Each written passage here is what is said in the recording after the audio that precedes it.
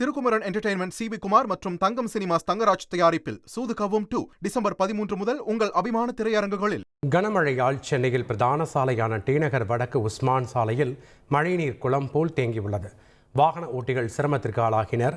மழைநீர் சூழ்ந்துள்ளதால் சாலைகளில் இருக்கும் மேடு பள்ளங்கள் தெரியாமல் விபத்துகள் ஏற்படும் என்ற அச்சத்துடன் வாகன ஓட்டிகள் பயணம் செய்தனர். வாகனங்களும் குறைந்த வேகத்தில் இயங்குவதால் போக்குவரத்து நெரிசல் ஏற்பட்டது.